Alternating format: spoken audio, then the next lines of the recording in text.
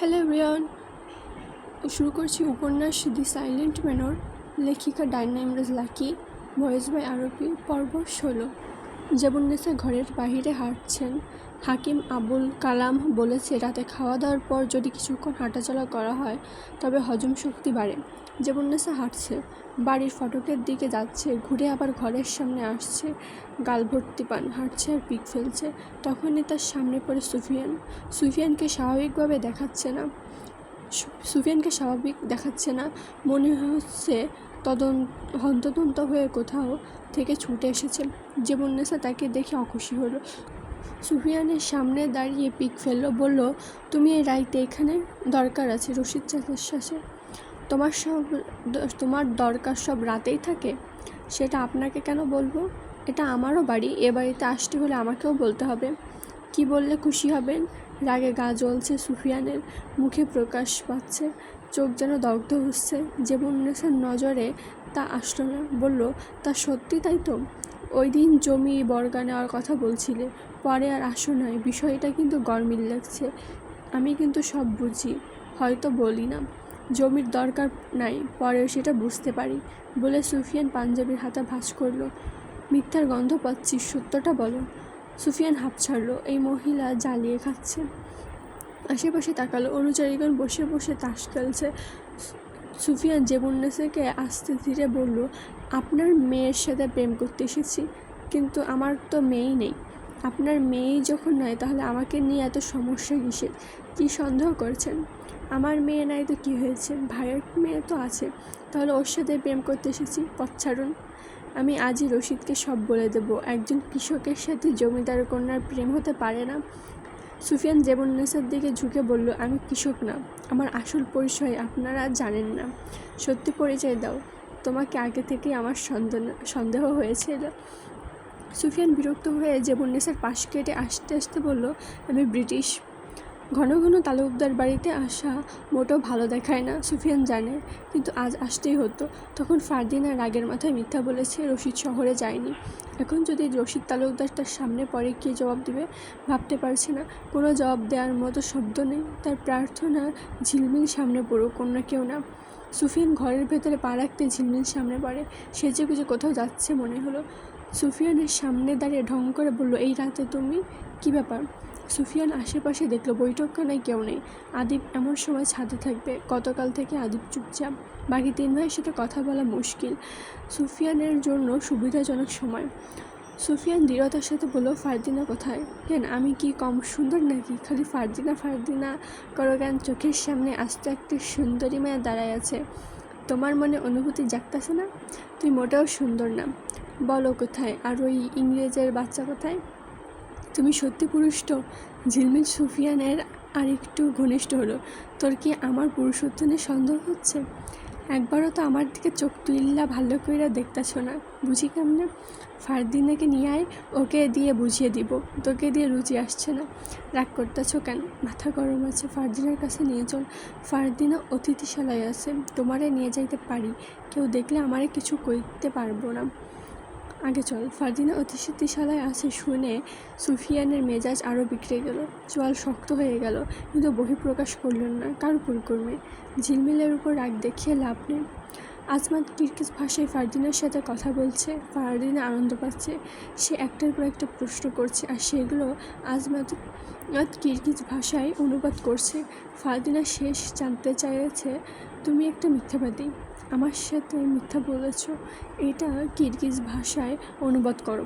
আমজাদ বলেছে, সেনমেন মেনেন জালগান আইন 3। এটা সে শিখেছে সুফিয়ানের জন্য। সুফিয়ান তার সাথে দেখা করতে আসলে এটা বলবে। সুফিয়ান তার সাথে মিথ্যা বলেছে, কিছু লুকিয়েছে সে নিশ্চিত।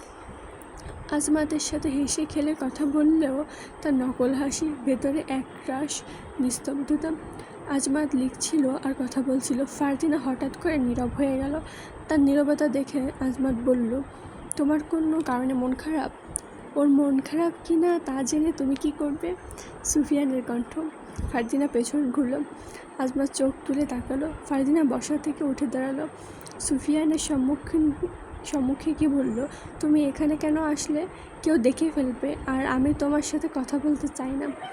ফারদিনা মিথ্যা বলছে, বরং সকালে সুফিয়ানের কাছ থেকে চলে আসার পর থেকে তার মন বিষিয়ে আছে। তুমি তখন ওভাবে কেন চলে এসেছো? আমি তোমার সাথে কথা বলতে চাই না, চলে যাও এখান থেকে। তুমি আজমাতের সাথে এত রাতে এখানে কী করছো? সেসব আমি তোমাকে বলতে বাধ্য নই বলে ফারদিনা অতিথিশালা থেকে যেতে সুফিয়ান ফারদিনার হাতটা রাগ মিশ্রিত স্পর্শে ধরল, বলল, আমার কথা না শুনলে যেতে পারবে না, আগে কথা শোনো আমার। সুফিয়ান ফারদিনার হাত শক্ত করে চেপে ধরায় ফারদিনার হাত লাল হয়ে গেছে। ফারদিনা দেখলো যতক্ষণ না সুফিয়ানের কথা শুনবে সুফিয়ান তার পিছু পিছু ঘুরবে। মাত্রায় তো কোনো কিছুই ভালো না, রাগ বা অভিমান কোনোটাই না। ফারদিনা ধীর গলায় বলল, তুমি যাও, আমি আধ ঘন্টা পর শিমুল গাছের তলায় আসবো। সত্যি আসবে তো? ফারদিনা ছোটো করেও জবাব দিল, তুমি না আসলে আমি ভুলভাল কিছু করে ফেলবো বলে ফারদিনার হাত ছেড়ে একবার আজমাতের দিকে দেখলো, এরপর চলে যায়। সুফিয়ান শিমুল গাছের তলায় বসে আছে। রাতের ঘন্টা 12টা বাজছে। চারপাশ নীরবতা, বাতাসে শিমুল পাতার হালকা হেঁটে যাওয়ার শব্দ, দূরে দূরে কিছু জ্বলন্ত আলোর কণার ঝলক, যেন অচেনা চোখ গোপন গল্প করে বলছে। মাটিতে শিশির জমেছে, ঠান্ডা বাতাস তার গায়ে লাগছে, শিমুলের নিচে দিয়ে কাঁপন ধরছে, যেন বৃক্ষগুলোও তার ক্রোধ ও অবসান অনুভব করছে। দূরে কাকড়া ডাকার মতো দূর দূরান্তে পুকুরের আওয়াজ ভেসে আসছে, মাঝে মধ্যে বাতাসের সঙ্গে মিলিত হয়ে রাতের নিস্তব্ধতাকে আরও গভীর করে তুলছে। কিছু গাছের ছায়া অদ্ভুত ভঙ্গিতে নাড়াচড়া করছে, যা তার মনের অশান্তি আরও বাড়িয়ে দিয়েছে। বাতাসে মাটির ও শুকনো পাতার গন্ধ, সব মিলিয়ে রাতের এই নিঃশব্দ পরিধানে সুফিয়ান একাকিত্ব ভাবনার ঘেরাটোপে নিজেকে হারিয়ে ফেলল। ফারদিনা আসছে না, বারবার তালুকদার বাড়ির ফটকের দিকে দেখছে। সুফিয়ানের কোমরে গুজে রাখা স্বর্ণের বাঁশিটা হাতে নিল। চাঁদের আলো পড়ছে বাঁশির উপর। দূরে তাকিয়ে গভীর শ্বাস ফেলল, এরপর ঠোঁটে তুলে নিল বাঁশি। বাঁশির সুর যেন ব্যথা প্রকাশ পাচ্ছে, মসৃণ কোনো সুর নয়, রাতের মতোই অন্ধকার, নীরব, নিস্তব্ধ, যেন এ সুর কারো কানে পৌঁছায় না, বিশেষ করে ফারদিনার কানে। সুফিয়ান থেমে গেল, চোখের কোণে জল, পুরোপুরি জল আসতেই মুছে ফেলল। লোকে বলে পুরুষের চোখে জল মানায় না, পুরুষদের কাঁদতে নেই। কেন? পুরুষের কষ্ট হয় না, তাদের হৃদয় নেই? অবশ্যই আছে, তাদের কষ্ট আছে, এটা শুধু প্রকাশ করে না। চোখের কোণ থেকে সোনালি আলো ভেসে আসার মতো কিছু দেখা যাচ্ছে। সুফিয়ান তাকালো, ফারদিনা আসছে, চাদর মুড়ি দেওয়া, হাতে লণ্ঠন। সুফিয়ান স্বাভাবিকভাবে হাসলো। ফারদিনাকে দেখে সুফিয়ান দাঁড়িয়ে যায়। ফারদিনা তার সামনে দাঁড়িয়ে বলল, সময় নেই, যা বলার তাড়াতাড়ি বলো। মিথ্যা বলছো, তোমার চোখ বলে দিচ্ছে তোমার তাড়া নেই। আমার জন্য সবসময় সময় আছে, তোমার আজ নেই। লণ্ঠন রেখে গাছের শেকড়ের উপর বসলো ফারদিনা। সুফিয়ান পাশে বসে বলল, তোমাকে লাল রঙের শাড়িতে সুন্দর দেখাচ্ছে। মিষ্টি কথায় আমি গলছি না। ফারদিনার কণ্ঠে রাগ নেই। সুফিয়ান বুঝতে পারল, বলল, রাগ কমেছে নিশ্চয়ই। ফারদিনা মাথা নাড়িয়ে বোঝালো কমেনি। সুফিয়ান মৃদু কণ্ঠে বলল, কমেছে। মেয়েরা মিথ্যা বলার সময় দৃষ্টি নত রাখে, ভুলভাল যুক্তি। তোমার যুক্তিতে আমি আর গলছি না। ফারদিনা মুখ ঘুরিয়ে নিল। সুফিয়ান বলল, তাহলে এসেছো কেন? চলে যাও, এরপর আমিও চলে যাব চিরদিনের জন্য, আর দেখা পাবে না আমার। কতদিন তোমার সাথে এভাবে দেখা করব? ভাইয়ারা জানতে পারলে আস্ত রাখবেন আমায়। যতদিন না তোমাকে আপন করে পাচ্ছি। সেই সময়টা কবে আসবে? শীঘ্রই কথা বলবো তোমার আব্বার সাথে। ফারদিনা প্রসঙ্গ পাল্টে বলল, তুমি ব্রিটিশ? আমাকে সেরকম দেখায়? ফুফু আব্বার কাছে তোমার নামে নালিশ করেছে, উনি এখনও আব্বার ঘরে, সেই সুযোগে আমি এখানে এসেছি। তোমার ফুফুর মাথায় সমস্যা আছে, আধা পাগল। সত্যি পাগল? সব সময় আমার পেছনে লেগে থেকে, কবে জানি ঠ্যাং ভেঙে দিই। ফারদিনা সুফিয়ানের কথা শুনে হেসে উঠল। হাসির সময়টা দীর্ঘ হয়। সুফিয়ান তাকিয়ে রইল। ফারদিনা থেমে বলল, তুমি কখনো অদ্ভুত কথা বলো, তোমাকে হাসানোর জন্য। আমার তো মনে হয় এভাবে ঘুরিয়ে পেঁচিয়ে কথা বলার ধরন তোমার রক্তে মাংসে মিশে আছে। রক্তে মাংসে মিশে থাকলেই তো সব কিছু মনের ভেতর থাকে না, কিছু জিনিস মনের বাহিরেও হয়ে মনের জায়গা করে নেয়। যেমন? ফারদিনা কিঞ্চিত অবাক হলো। তুমি হঠাৎ করে আমার জীবনে এসে আমার জীবনের রং পাল্টে দিয়েছ। তুমি অতীতে কাউকে ভালোবেসেছ, আমার দ্বিতীয় ও শেষ ভালোবাসা তুমি। প্রথম কে? ফারদিনার বুকের ভেতর হঠাৎ চিনচিন করলো। সুফিয়ান নির্বিকার কণ্ঠে বলল, আমার মা। সুবিনা হাঁপ ছেড়ে বাঁচল, বলল, তোমার মা বাবা খুব কম বয়সে তোমাকে একা রেখে চলে গেছে। তোমার কষ্ট হয়? যেদিন আমি জানতে পেরেছি তোমার বাবা মা অনেক আগেই মারা গেছে, সেদিন আমার তোমার কথা ভেবে খুব কষ্ট হয়েছে। সুফিয়ান ক্ষীণ কণ্ঠে বলল, মা মারা যায়নি, মেরে ফেলেছে। মারা যায়নি, মেরে ফেলেছে? বাক্যটি শুনে ফারদিনার শির দ্বারা বেশ স্রোত নেমে গেল। খানিকটা বিস্ময়ের সাথে বলল, কি বলছো তুমি? মেরে ফেলেছে মানে? আমরা নিজে কি মারা যেতে পারি? সৃষ্টিকর্তা আমাদের নিয়ে যায়, আমি এটাই বললাম। ফারদিনা হাঁপ ছেড়ে বাঁচল, বলল, তুমি কখনো কখনো ভয় পাইয়ে দাও। আমি যতক্ষণ তোমার সাথে আছি ভয় পাওয়ার কোনো কারণ নেই। ফারদিনার ঘাড় টান করে বাড়ির মূল ফটকের দিকে তাকালো। হাতে খঞ্জার নিয়ে কিছু পাহারাদার পায়চারি করছে। ওদের লম্বাটে দানবের মতো শরীর দেখা যাচ্ছে। সুফিয়ান জিজ্ঞেস করল, কি দেখছো? দেখছিলাম কেউ এদিকে আসছে কিনা। ভয় পাচ্ছ? ফারদিনা মাথা আড়ল না। সুফিয়ান কিছু বলার আগে অশ্ববের খুরের ধূপ ধূপ শব্দ ভেসে আসলো। তাদের ডান দিকে বিশাল ক্ষেত, ক্ষেতের ওপারে বাগান। সচরাচর সেদিকে কেউ যায় না। সুফিয়ান কান খাড়া করে শোনার চেষ্টা করো। স্পষ্ট শোনা গেল শব্দ। সুফিয়ান ফারদিনার দিকে চেয়ে বলল, তুমি বাড়ি ফিরে যাও, আমি আসছি। কোথায় যাবে? ফারদিনার প্রশ্ন করলো। সুফিয়ান কোনো জবাব না দিয়ে বসা থেকে উঠে দাঁড়ালো।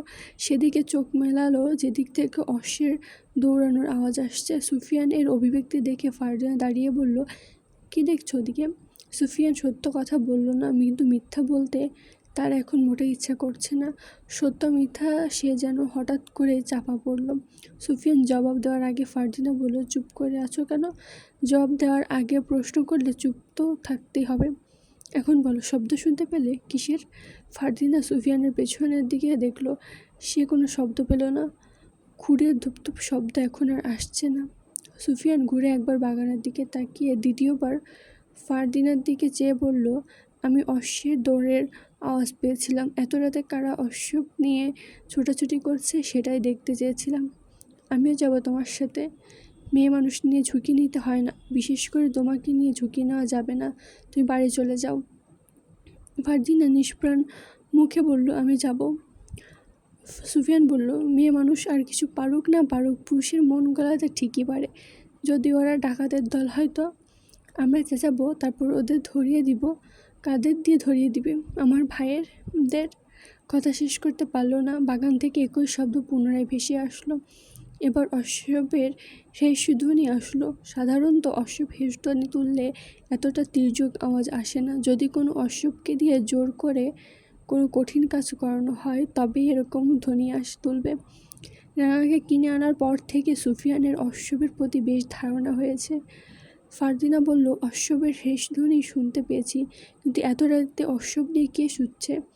ফারদিনা চিন্তিতমূলক কণ্ঠে বলল। সুফিয়ান বলল, কে না, বলো কারা ছুটছে? একাধিক অশ্ববের ঘুরের ধুপধুপ শব্দ আসছে। তুমি নিশ্চিত করে কীভাবে বলছো? আমি তোমার মতো গাধা না। আমি গাধা? ফারদিনা দুকুমারে হাত চেপে জিজ্ঞেস করল, সুন্দরী মেয়েরা গাধাই হয়? প্রশংসা করছো না গাধা বলেই সম্বোধন করছো? দুটোই। ফারদিনা মুখে গাম্ভীর্য ভাব নিয়ে আসলো। সুফিয়ান অস্পষ্ট হয়ে বলল, গাধার মতো আবদার করে নিজেই মুখ গম্ভীর করে ফেললে। অদ্ভুত। সুফিয়ান অস্পষ্টভাবে কথাগুলো বললেও ফারদিনা গাধা শব্দটা স্পষ্ট শুনতে পেয়েছে। শোনো, মেয়েদের বুদ্ধি দিয়ে কিছুই হয় না। তাদের কাজ হচ্ছে স্বামীর সেবা করা, সন্তানদের বড় করা, সংসার সামলানো। এখানে বুদ্ধির দরকার নেই। শোনো, বুদ্ধিমান পুরুষ সবসময় গাধা বই পায়। বুঝছো? বুঝেছি। কি বুঝেছ? সুফিয়ান ফারদিনার দিকে কিছুটা ঝুঁকে প্রশ্ন করল। ফারদিনা চাপা স্বরে হাসলো, মৃদু কণ্ঠে বলল, আমি তোমার বউ। বউ বলে ডেকেছ? সুফিয়ান নিঃশব্দে পুনরায় বলল, এই জন্যই বলে মেয়ে মানুষ গাধা। চলো ডাকাত খুঁজতে যাই। ফারদিনা বেশ উৎসাহ হলো। এখানে খুশি হওয়ার কারণটা সুফিয়ান ঠিক বুঝতে পারল না। মনে হচ্ছে ডাকাতরা মিলন মেলার আয়োজন করেছে, সেখানে প্রধান অতিথি ফারদিনা। সুফিয়ান কিঞ্চিৎ ভ্রুকুঞ্চে বলল, ওরা যদি সত্যি ডাকাত হয় আর যদি আমাকে আক্রমণ করে, তবে আমি তোমাকে ওদের কাছে দিয়ে পালাবো। কাপুরুষ, বিড়বিড় করলো ফারদিনা। আসল পুরুষ? কাপুরুষ বলছো কেন? ফারদিনা মুখ বাঁকিয়ে বলল, তোমাকে দেখে মনে হয় না তুমি পুরুষ। সুফিয়ান ভ্রু উঁচিয়ে বলল, বাচ্চা মেয়ে বলে ছেড়ে দিলাম, ডাকাত দলের কাছে যাবে, চলো। আকাশে কাঁধে মেঘ, রাত ঘন হয়ে এসেছে, কুয়াশার চাদরে ঢেকে গেছে চারিদিক। ক্ষেতের আইলের উপর দিয়ে ধীরে ধীরে বাগানের দিকে এগিয়ে যাচ্ছে তারা। পায়ের নিচে ভেজা ঘাস চুপচাপ সরে যাচ্ছে। দূরে কোথাও পেঁচার ডাকে কেঁপে উঠছে রাতটা। ফারদিনার হাতে লণ্ঠন। সুফিয়ান ফারদিনার ডান হাতটা ধরে রেখেছে শক্ত করে, যেন ছেড়ে দিলেই পালিয়ে যাবে। সুফিয়ানের বলিষ্ঠ হাত অনুসরণ করে ফারদিনা তাকালো সুফিয়ানের মুখের দিকে। একপাশ দেখা যাচ্ছে শ্যামবর্ণের পুরুষের সৌন্দর্য রাতে ফুটে ওঠে না, কিন্তু ফারদিনা দেখেছে সুফিয়ানের সৌন্দর্য যেন হঠাৎ করেই বেড়ে গেছে। সে মুগ্ধ হয়ে তাকিয়ে রইল। পথের ভেজা মাটি, ঘাস, সেদিকে খেয়াল নেই। সুফিয়ান হাত ধরে রেখেছে, পথ আলাদা করে দেখার দরকার নেই। ফারদিনা দৃষ্টি সরিয়ে এক ফালি হাসি দিল। ক্ষেতের শেষ প্রান্তে তারা, সামনে বিশাল এক নিস্তব্ধ বাগান, এতটা শুনশান যেন নীরবতা ও আক্রমণের জন্য ওত পেতে আছে। সুফিয়ান বাগানের ভেতর প্রবেশ করার আগে চারিদিকে একবার চোখ বুলিয়ে নিল। মজিদ মেয়ে একবার বলেছিল তালুকদার বাড়ির সামনে থেকে যে খেতে চলে গেছে, তারপর যে বাগান আছে, সেটা মোটেও সুবিধার না। দিনের বেলায়ও এখানে কেউ আসে না। সুফিয়ান তখন বলেছিল বাঘ আছে না ভাল্লুক। মজিদ মিয়া সরু চোখে যেয়ে জবাব দিয়েছিল থাকতেও পারে। মজিদ মিয়া মাঝে মধ্যে উল্টাপাল্টা কথা বলে। সবাই বলে তার মাথায় সমস্যা। সমস্যা না হলে নিজের মেয়েকে 10 বছর পর আবার কেউ মারতে পারে।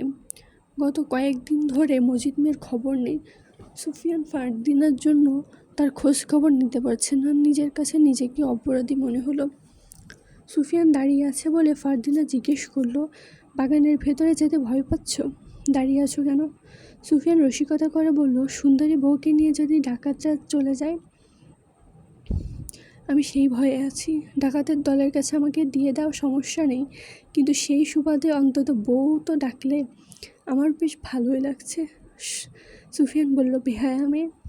রাত বাড়ছে, ঘড়ির কাঁটা ঠিক কয়টা এসে বিচ্ছে বলা মুশকিল। চাঁদের গায়ে মেঘ ঘনিষ্ঠ হয়ে ছিল বেশ কিছুক্ষণ। এখন আস্তে ধীরে উড়ে যাচ্ছে মেঘ। চাঁদের আলো বাগানে পড়ছে। দূর থেকে শিয়ালের ডাক ভেসে আসছে। সবেমাত্র শোনা গেল ওদের ডাক। এতক্ষণ সব কিছু নির্বাক ছিল, যেন ওরা সুফিয়ান আর ফারদিনাকে দেখেই চিৎকার করছে। তারা ধীর পায়ে হেঁটে বাগানের মধ্যভাগে চলে গেল। ফারদিনা হঠাৎ করে থ হয়ে দাঁড়িয়ে পড়ে। সুফিয়ান ফারদিনার চোখের দিকে চেয়ে বলল, এমনভাবে চেয়ে আছো যেন তোমার চোখের সামনে ভূত পড়েছে। ফারদিনা হাতের ইশারায় দূরে দেখিয়ে দিল। বেশ কিছু জায়গা জুড়ে মশালের আলো দেখা যাচ্ছে। সুফিয়ান তাকালো। ফারদিনা ঢোক গিলে বলল, সত্যি ডাকাত হবে ওরা, চল আমরা ফিরে যাই। প্রমাণ ব্যতীত কাউকে সন্দেহ করা ঠিক না। তাহলে ওরা নিশ্চয়ই পুণ্যের কাজ করছে। ফারদিনার কণ্ঠে ক্রোধ। সুফিয়ান ফারদিনার রেশ টেনে বলল, হতেও পারে। কিছু মানুষ দিনে ভালো কাজ করতে সুযোগ পায় না, তাই রাতে করে। রাতের অন্ধকার ওদের জন্য উপযুক্ত সময়। চলো আমরা আড়াল থেকে দেখি ওরা ঠিক কী করছে। সুফিয়ান ও ফারদিনা পরবর্তী পা ফেলতে একটা কালো রঙের বিড়াল লাফিয়ে চলে গেল তাদের সামনে থেকে। হঠাৎ কালো বিড়ালের আহ্বান ফারদিনা চমকে উঠল। শ্বাস প্রশ্বাস কিছুটা ভারী হলো। সুফিয়ান ফারদিনাকে সাহস দিয়ে নিজের কাছে টেনে নিল। বিড়ালের কাজ রাতে ঘোরাফেরা করা, ইঁদুরকে খোঁজ করা, যেন ইঁদুরই একমাত্র শিকার। আজ রাতটা যেন কোনো অশুভ। বাগানের পাতাগুলো নিঃশব্দে কাঁপছে। দূরে কোথাও চাঁদের আলো গিয়ে ফেলেছে ঘন মেঘ। সুফিয়ান ও ফারদিনা পুরনো পাথরের ফোয়ারার আড়ালে লুকিয়ে চোখ রাখলো মশালের আলোর দিকে। বেশ কিছু মশাল জ্বলছে। বাতাসে হঠাৎ এক অদ্ভুত গন্ধ, স্যাঁতসেঁতে মাটি আর পচা ফুলের মিশ্রণ। তারপর ঝোপ সরিয়ে বেরিয়ে এলো রক্তাশ্রিত বাঘ। চোখ লাল, থাবায় মাটি খুঁড়ে ফেলছে, যেন অস্থির ক্ষুধা তাকে পাগল করে তুলেছে। কিন্তু ওর ঘাড়ে একটা চামড়ার কলার বাঁধা। ফারদিনা বিস্ময়ে চোখে ফিসফিস করল, ওটা তো কারো পোষা বাঘ মনে হচ্ছে। সুফিয়ান আঙুলের ইশারায় হুশ শব্দে চুপ থাকতে বলল। বাঘ থেমে গেল, কান খাড়া করলো। তারপর অন্ধকারের ভেতর থেকে ভেসে আসলো এক কণ্ঠস্বর, শান্ত হও রক্তেশ্বরী। বাঘের গর্জন থেমে গেল মুহূর্তেই। ছায়ার মধ্যে থেকে বেরিয়ে এলো এক মানুষ, লম্বা কালো চাদরে ঢাকা মুখ, হাতে তামার লণ্ঠন। আলোয় তার মুখ স্পষ্ট হলো না, শুধু ঠোঁটের কোণে এক বিকৃত হাসি। এরপর 3টি অশ্ব বেরিয়ে আসলো, অশ্বের পৃষ্ঠে চেপে বসা 3জন মুখোশধারী, সাথে বেশ কয়েকজন অনুযায়ী। অশ্ব থেকে একজন মুখোশধারী নেমে বাঘটার মাথায় হাত রাখলো। বাঘটা যেন বিড়ালের মতো শান্ত হয়ে গেল, মাথা নিচু করে দাঁড়িয়ে রইল। মানুষটি মৃদুস্বরে বলল, আজ একজন পেয়েছি রক্তেশ্বরী, কিন্তু খুব শীঘ্রই অনেকেই আসবে তোর খিদা মেটাতে। তোর শরীরে শক্তি না থাকলে আমাদের শত্রুদের বিরুদ্ধে তুই লড়াই করবি কীভাবে? ফারদিনার বুক কাঁপছে। সুফিয়ান নিঃশব্দে মুঠি চেপে ধরল। বাঘের মাথায় হাত বুলিয়ে দেওয়া লোকটি শুধু চোখ দেখা গেলেও তাকে শনাক্ত করা গেল। সায়েমের কণ্ঠ। ফারদিনা শুধু নিচু স্বরে বলল, ভাই। সুফিয়ান কিছু বলল না, শুধু চেয়ে রইল। তাদের উদ্দেশ্য দেখার পালা। এই কাল রাত্রি শুধু বন্য নয়, মানুষের তৈরি এক দানবীয় আয়োজন। দ্বিতীয়জন অশ্ব থেকে নেমে দাঁড়ালো। সে অনুযায়ীকে লক্ষ্য করে বলল, বাঘের তাজা খাদ্য নিয়ে আয়, দেরি হয়ে যাচ্ছে। দিনের আলো ফুটলে অশুভ হবে। থেমে গেল তার কণ্ঠ। এরপর শুধু হাসির বন্য শুরু হলো। সুফিয়ান ফারদিনাকে বলল, তোমার ভাই রায়ান, কিন্তু ওরা কি করছে? আমি কিছু জানি না। চলো এখান থেকে, আমাদের দেখে ফেলে শেষ করে ফেলবে। দাঁড়াও, তোমার ভাইরা কি পুণ্যের কাজ করছে এটা দেখা দরকার। রায়ান, সায়েম সহ সবাই হাসি থামালো। শেষে ভেসে আসলো আবিরের কণ্ঠ। প্রকৃতি যেন তারই অপেক্ষা করছিল।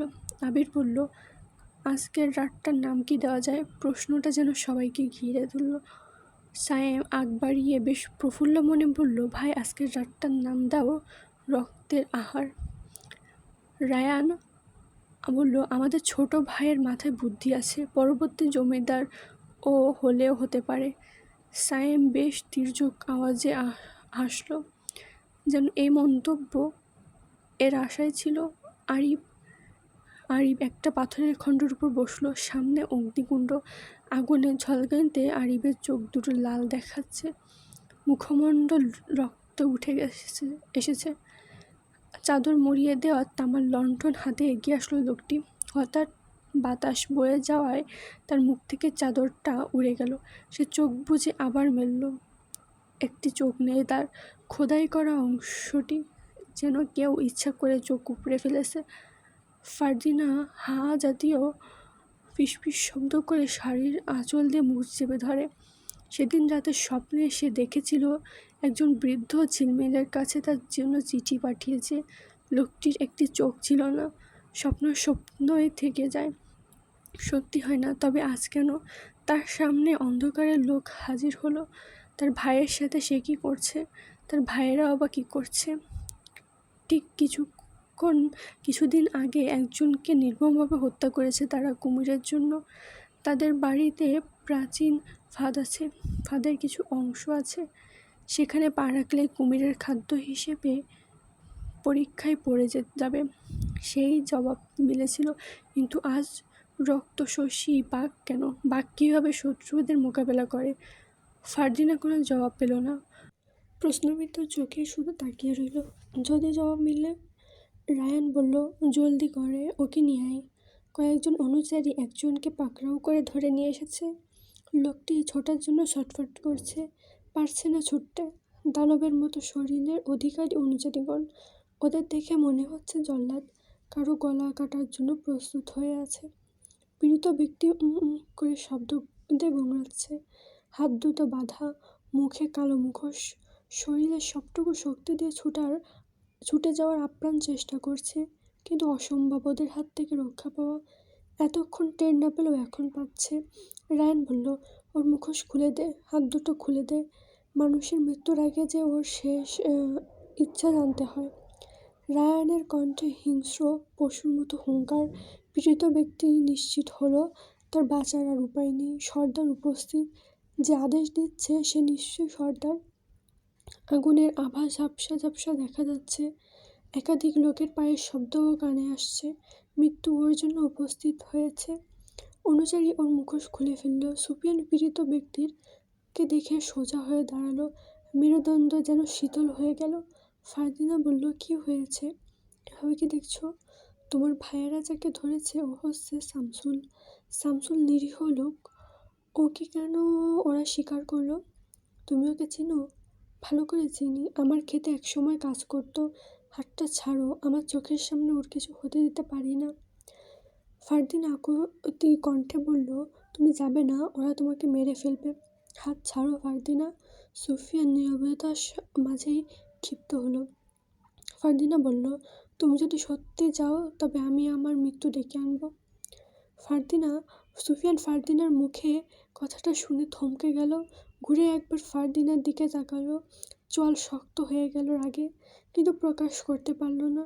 নিজেকে শান্ত করে তার জায়গায় দাঁড়িয়ে রইল। শামসুল হাত জোড় করে বলল, আপনারা আমায় কেন স্বীকার করলেন? আমার মতো নিরীহ মানুষের উপর অত্যাচার করেন না, আল্লাহ সইব না। কণ্ঠ কাঁপছে ওর, চোখে জল ভেসে উঠছে। বেঁচে থাকার তীব্র ইচ্ছা প্রকাশ করলো। সাইম বলল, তোকে অত্যাচার করবো না তো, তোকে আজ বাঘের খাদ্য বানাবো। শোন, গরিবদের এই দুনিয়াতে বেঁচে থাকার কোনো মানেই হয় না, শুধু শুধু কষ্ট। বলে হেসে উঠল। তার হাসির সাথে সাথে সবাইও হেসে উঠল। সাইম হাতে একটা তলোয়ার নিয়ে বলল, যার শরীর পুরোপুরি সুস্থ, নিখুঁত একমাত্র সন্তান, তাকে যদি আমরা অন্ধকারের রাতে জবাই করি তাহলে আমাদের আরও উন্নতি হবে জমিদারিতে। শামসুল বলল, এসব কুসংস্কার, এগুলো বাস্তব জীবনের লগে কোনো মিল নাই। আপনারা এগুলো বিশ্বাস করেন না। আরিফ সায়েমের দিকে তাকিয়ে বলল, ছোট ভাই, ভুল বলে ফেলছিস। আজকে দিনে জবাই করলে আমাদের উদ্দেশ্য হাসিল হবে না। হাকিম কি বলেছে ভুলে গেছিস? সায়েম সত্যি ভুলে গেছে। মনে করার চেষ্টা করলো, কিন্তু মনে পড়ল না। রায়ান পায়চারি করতে করতে বলল, বলে যেতেই পারিস, কোনো ব্যাপার না। আমি মনে করে দিচ্ছি, আজকের দিনে কারো শরীরে তলোয়ার বা ছুরি লাগানো যাবে না। আমাদের হাত দিয়ে ওর পরিপূর্ণ শরীরকে অর্ধেক করতে হবে, তারপর বাঘকে খেতে দিতে হবে। একচোখা ব্যক্তি লণ্ঠনের আলোতে নিজের মুখটা স্পষ্ট করে বলল, কিন্তু এইটা কেমনে সম্ভব? সায়েম চিন্তা করছে। আরিফ, রায়ান ও চেতনার শহরে ডুবে গেল। শামসুল অনুরোধমূলক কণ্ঠে বলল, আমারে যাইতে দেন, আমার লগে এরম কইরেন না, আমি বাঁচতে চাই। আপনারা যা করছেন এগুলো পাপ, কুসংস্কার, বিশ্বাস করেন না। রায়ান শামসুলের দিকে তেড়ে এসেই লাথি মারল। শামসুল ছিটকে এসে পাশে গিয়ে পড়ে ধুম করে আওয়াজ সৃষ্টি করলো। রায়ান বলল, এগুলো কুসংস্কার না, এগুলো বাস্তব। আমরা এত বছর ধরে জমিদারিতে এভাবেই টিকে আছি।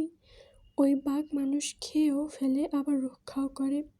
আমাদেরও রক্ষা করেছে অনেকবার, এর পরেও করবে। তোর বেঁচে থেকে কি হবে?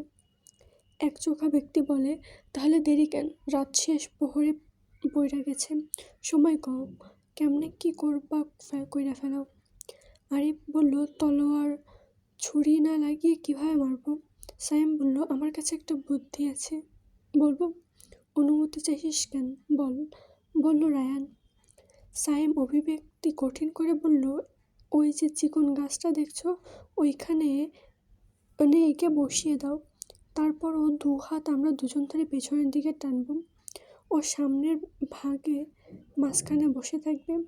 যখনই আমরা ওর হাত দুটো টানবো, ওর হাত দুটো ছিঁড়ে যাবে।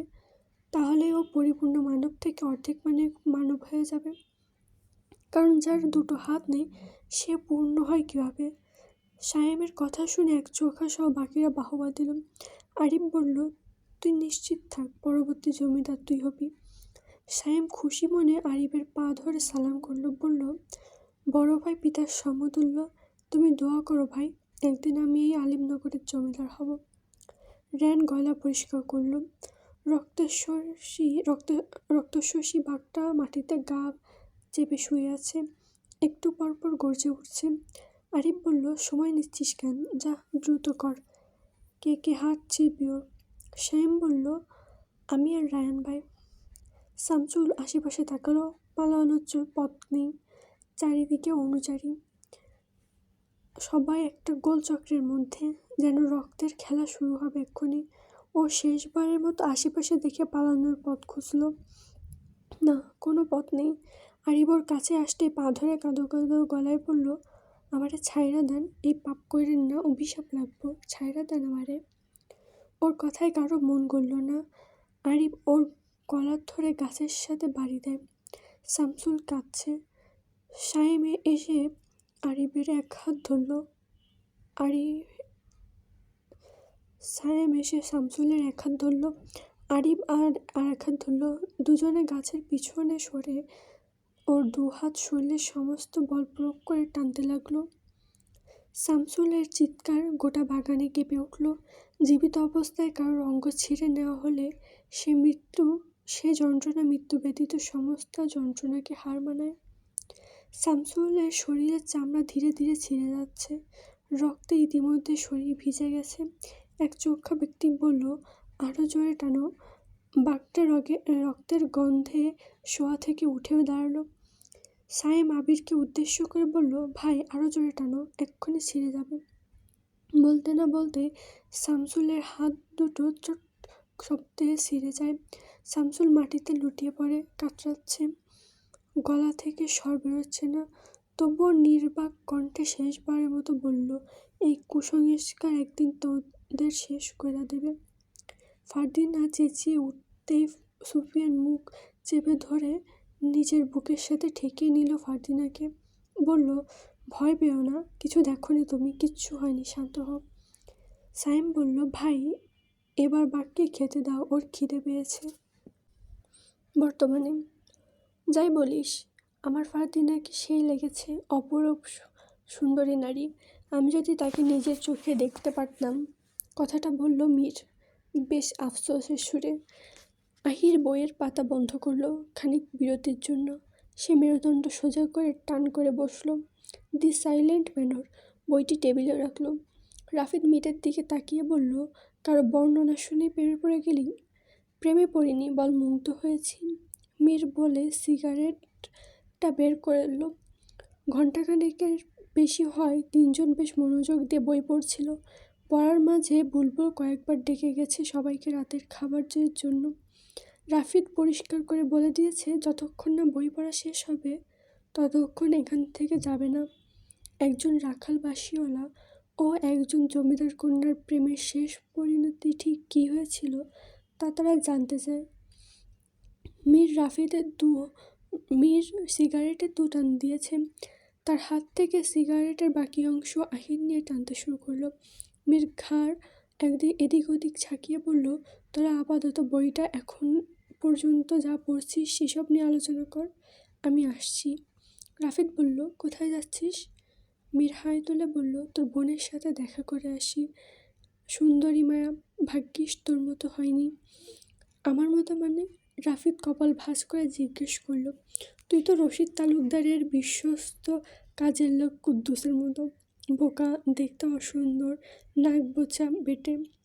কুদ্দুসের নাক বোচা ছিল না। কুদ্দুস কাজের লোক হলেও তোর থেকে ভালো ছিল। অন্তত মেয়েদের বর্ণনা শুনে ছটফট হুটহাট করে মুগ্ধ হতো না। তার মানে তুই স্বীকার করছিস যে তোরও নাক বোচা? বলে মীর হাসল। রাফিদ বলল, তোর চরিত্রের ঠিক নেই, আমার বোনের আশেপাশে ঘুরবি না। তাদের দুজনের কথোপকথনের মাঝে আহির বিবর্ণ মুখে বলল, একজন মানুষের শরীর থেকে হাত ছিঁড়ে ফেলাটা কতটা ভয়ঙ্কর ভেবে দেখেছিস? শামসুলের কতটা কষ্ট হয়েছে ভাবলেই আমার শরীর ঝিম মেরে ওঠে। মীর আহিরের কণ্ঠে বিষণ্ণতা ছাপ পেল। হঠাৎ শান্ত হয়ে বসল। রাফিদ স্থিরভাবে বলল, ঠিকই বলেছিস, বিষয়টা তো ভেবে দেখিনি। ওরা মানুষ না নরপশু। রাফিদ তিক্ত স্বরে বলল। মীর বলল, আমি তো ভাবছি সুফিয়ানের সাথে ফারদিনার সম্পর্ক ওরা নাকি মেনে নেয়, কিন্তু আমার কেন যেন মনে হচ্ছে ফারদিনার ভাইয়েরা এত সহজে সম্পর্কটা মেনে নিতে পারি না। আহির সিগারেটটা টান দিল, এরপর সরু ঠোঁটে ধোঁয়া ছাড়ল। এক পায়ের উপর আর এক পা তুলে বসল। বলল, ভাবার বিষয়, তবে সুফিয়ান ফারদিনাকে সত্যি সত্যি ভালোবেসেছিল। ভালোবাসা আবার মিথ্যা মিথ্যা হয় নাকি? বলল মীর। কথাটা শুনে রাফিদ হেসে ফেলল। আহির বলল, বোকার মতো কথা বলিস কেন? মিথ্যা ভালোবাসা আছে। মিথ্যা ভালোবাসা কি সত্যের মতো তৈরি করে, অপরজনকে আকৃষ্ট করে তার উদ্দেশ্য হাসিল করার জন্য। এরপর সত্যটা যখন চাপা থেকে বেরিয়ে আসে তখন এর পরিণত ভয়াবহ হয়। মীর বলল, ফারদিনা বোধহয় সত্যি আমজাদ নূরবেগ এর সাথে চলে গিয়েছিল। আমার এটাই মনে হচ্ছে, মেয়েদের বিশ্বাস করতে নেই। তবে তুই তবে তুই কেন মেয়েদের পেছনে ঘুরছিস? রাফিদ জিজ্ঞেস করলো। শোন, আমি একজনকে ভালোবাসি, আর আমি ওর পেছনেই পড়ে আছি। অন্যদের তো শুধু দেখি, তাও চোখ দিয়ে, মন দিয়ে নয়। দেখাই হয়। চেয়েছিস মানে তোর দৃষ্টি বাসি হয়ে গেছে। তোর শরীর থেকে বাসি বাসি গন্ধ আসছে, দূরে যা। তোর বোনের কাছে যাচ্ছি, ওকে দিয়ে আমার শরীরের গন্ধ শুকাবো। ও যদি বলে সত্যি এরকম গন্ধ আসছে, তার মানে তুই সত্যি বলছিস। মীর বলল। তার দিকে তাকিয়ে আহির বলল, আমরা একটা বাস্তব ঘটনা সম্পর্কে জানছি, আর তোরা ঝগড়া করছিস। মীর বলল, ঝগড়া না, ওর হিংসা হচ্ছে। যদি ওর বোনকে পটিয়ে ফেলি। ও তো মেয়ে পটাতে পারে না, অকর্মা। এখানে অকর্মার কি আছে? তুই বড্ড বেশি কথা বলিস। রাফিদ বলল, তোর সাথে কথা বাড়িয়ে লাভ নেই, এখন যাই। তোর বোনের সাথে একটু বলে মীর বাকি কথা গিলে ফেলল। আহির কপাল চাপড়ে পড়ল। ভাই, তুই যেখানে খুশি যা, আমাকে একটু ভাবতে দে, তবুও ঝগড়া করিস না। মীর বসা থেকে উঠে দাঁড়ালো। রাফিদাও উঠে দাঁড়ালো, বলল, তুই আমার বোনের কাছে যাবি না, খারাপ হয়ে যাবে কিন্তু। খারাপ আমি করে আসছি, তুই গোয়েন্দা বাবুর সাথে আড্ডা দে। বলে মীর ধাক্কা দিয়ে রাফিদকে চেয়ারে বসিয়ে দিয়ে চলে যায় মায়ের ঘরে। জমিদার বাড়ির প্রাচীন প্রাচীন অন্দরমহল নিস্তব্ধ। চাঁদের আলো পড়েছে বারান্দার পুরো মার্বেল মেঝেতে, যেন রূপার মতো বিছানা। দূরে কুকুরের হালকা ডাকে রাতের নীরবতা আরও গাঢ় হয়ে উঠেছে। মায়া বসে আছে তার শোবার ঘরের জানলার পাশে। সোনালি কাজ করা পর্দা বাতাসে হালকা দুলছে। সে গুনগুন করে গাইছে একটা পুরনো ধ্রুপদী সুর, যা তার মা ছোটবেলায় শিখিয়েছিল। কণ্ঠে বিষণ্ণতা, তবুও সুরে এক অদ্ভুত কোমলতা। তার চোখে যেন উন্নত স্মৃতি ভেসে ওঠে, কখনো প্রিয় মানুষের মুখ, কখনো হারিয়ে যাওয়ার সময়ের ছায়া। চুল খুলে রেখেছে সে, কোমর পর্যন্ত নেমে এসেছে। হাতের দাঁতের চিরুনি দিয়ে ধীরে ধীরে চুল আরও আঁচড়াতে লাগলো। চিরুনির শব্দে যেন শোনা যায় পুরো প্রাসাদের প্রতিধ্বনি। মায়া, তুমি আবার গেছ? কিন্তু এখন আর কেউ তাকে ডাকতে আসে না। বাতাসে আতর মেশানো গন্ধ, পাশে জ্বলছে তেলের প্রদীপ। চাঁদের আলোয় মায়ের মুখটা যেন আরও ফ্যাকাশে, তবুও রাজকন্যার মতো গর্বিত ভাব ভঙ্গিমা ধরে রেখেছে। সে গান থামিয়ে নিঃশব্দে বলে উঠল, এই বাড়ি, এই নিঃসঙ্গতা যেন এখন আমার একমাত্র সঙ্গী। ঘর নিস্তব্ধ, বাইরে শুধু রাতের হাহাকার, আর ভেতরে মায়ের মৃদু নিঃশ্বাসের শব্দ। এমন সময় দরজায় টোকা পড়ল। মায়া চিরুনি হাতে রেখেই দরজা খুলে দিল। মীর এসেছে। মায়া পুনরায় দরজা লাগিয়ে দিতে চাইলে মীর দরজা খুলে ভেতরে প্রবেশ করে। দরজা ভেতর থেকে বন্ধ করে দিল। মায়া বলল, এত রাত নেই, আপনি এখানে কি করছেন? মীর মায়ার শোবার খাটের উপর শুয়ে পড়ল। হাতে মায়া চুল বাঁধার ফিতেটা নিয়ে বলল, ছেলেরা মেয়েদের ঘরে রাতেই আসে। আপনি আসতে পারেন না, চলে যান। অসভ্য লোক একটা। এখন পর্যন্ত সভ্য আচরণ করেছি, তাই অসভ্য বলছো? তাহলে অসভ্যতা আমি করলে কি করবে? মায়ার আগে গজগজ করতে করতে মীরের সামনে বিছানায় বসে বলল, আপনাকে জবাই করব, চলে যান এখান থেকে। কেউ চলে আসবে, আসুক, আমিও চাই কেউ আসুক। মীরের কণ্ঠে রসিকতার ছাপ।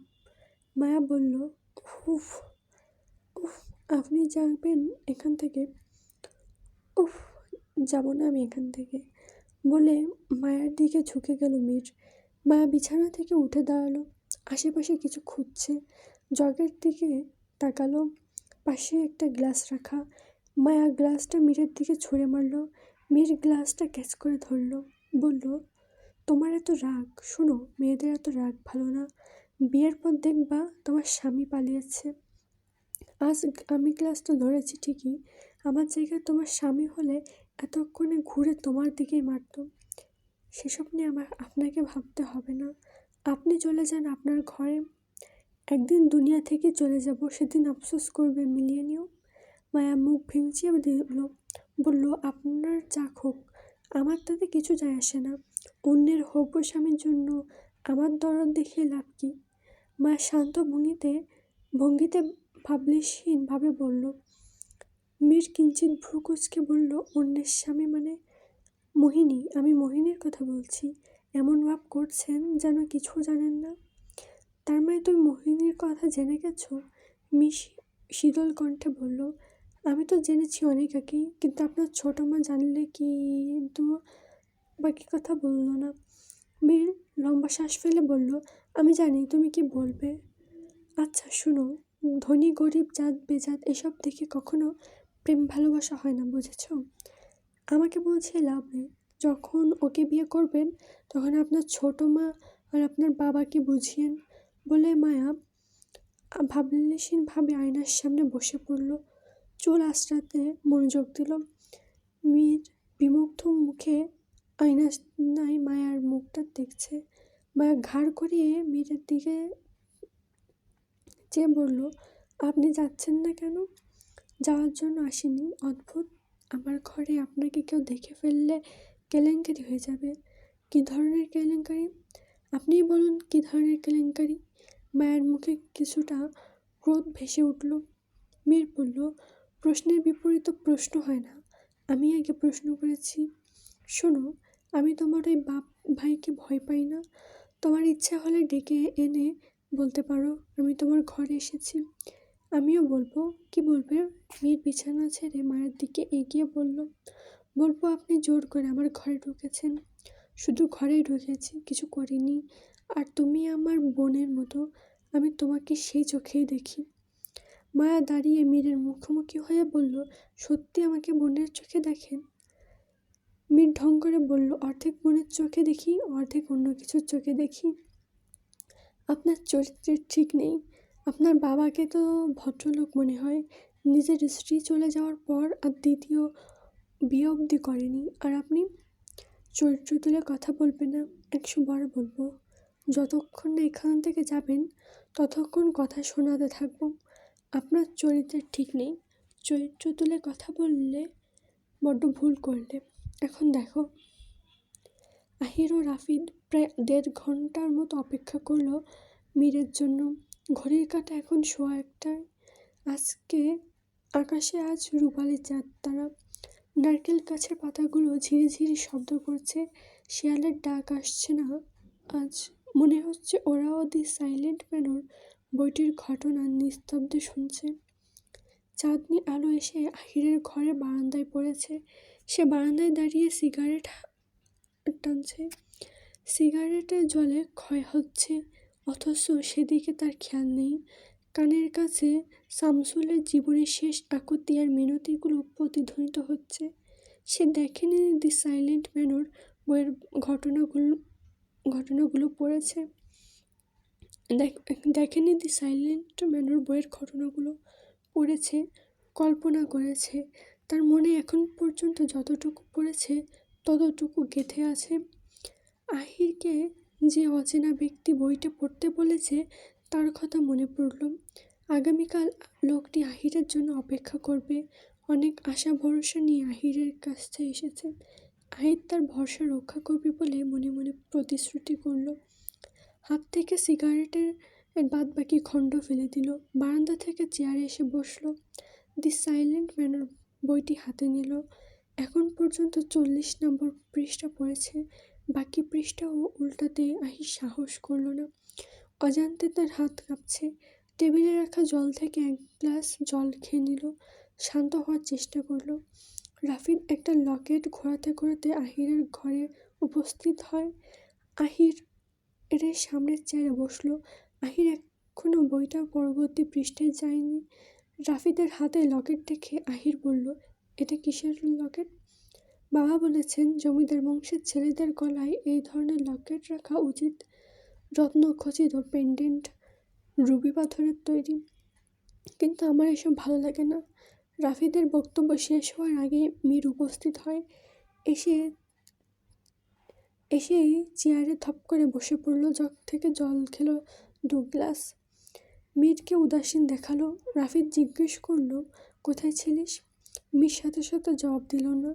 কয়েক সেকেন্ড চুপ থেকে বলল, ছাদে অনেক সময় ধরে বসছিলাম, তাই হাঁটতে গিয়েছিলাম।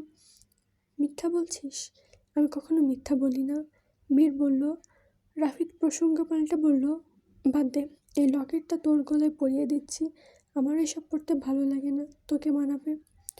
মীরের গলায় লকেটটা পরালো। মীর ক্ষীণ স্বরে বলল, আমি কি জমিদার নাকি, আমাকে পড়াচ্ছিস কেন? আহির বলল, তোকে ভালোই মানাচ্ছে, এসব নিয়ে আর কথা বলিস না, আমরা বইটা পড়ি। মীর ও রাফিদ চুপ হয়ে বসল। আহির বইটা হাতে নিয়ে পরবর্তী পৃষ্ঠায় গেল। আজ এই পর্যন্তই। পরবর্তী পার্টে খুব দ্রুত আসবো। এতক্ষণ ধরে ধৈর্য ধরে শোনার জন্য ধন্যবাদ।